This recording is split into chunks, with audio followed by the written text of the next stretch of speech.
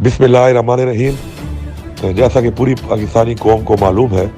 कि कुछ ही दिनों बाद ये असम्बलियाँ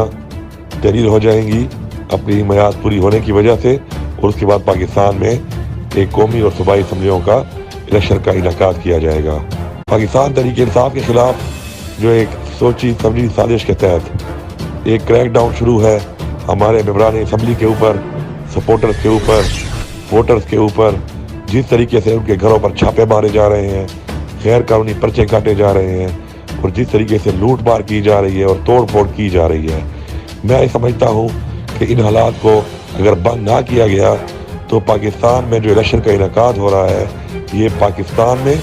और बैनुल-अक़वामी सतह पर ये इलेक्शन एक सवालिया निशान बन जाएगा। इस वक्त पाकिस्तान की सबसे बड़ी ज़रूरत पाकिस्तान का इस्तेहकाम है। आज जो पाकिस्तान की मईशत का हाल है, जो हमारी एक्सपोर्ट्स का हाल है, इसके अलावा जो मुल्क में बेरोज़गारी है, 12 लाख से ज़्यादा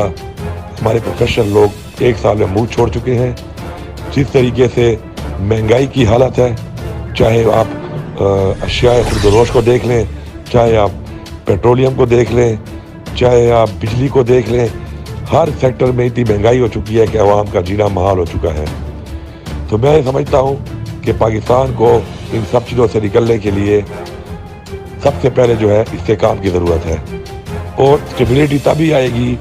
नेशनली एंड इंटरनेशनली जबकि एक फ्री एंड फेयर इलेक्शन होंगे। किसी इलेक्शन के ऊपर अगर सवालिया निशान हो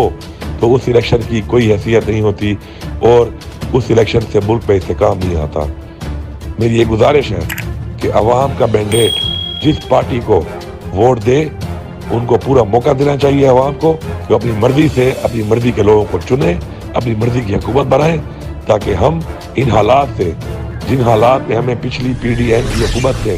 पिछले 1.25 साल में धकेल दिया है, हमें उनसे निकलने का मौका मिल सके। मैं आखिर में एक बार फिर तमाम जिम्मेदारान से और तमाम जो इंटरिम गवर्नमेंट अभी बनी हुई है, जो कि इंटरिम गवर्नमेंट नहीं है बल्कि PDM के एजेंडे पे काम कर रही है, उनसे पंजाब में और KP में, और इसके बाद जो आगे हमारी इंटरिम गवर्नमेंट कायम मकाम हुकूमतें बनी है जिनका काम इलेक्शन कराना है, उनसे एक गुजारिश है कि साफ और शफाफ इलेक्शन को कराकर अपनी जिम्मेदारी पूरी करें।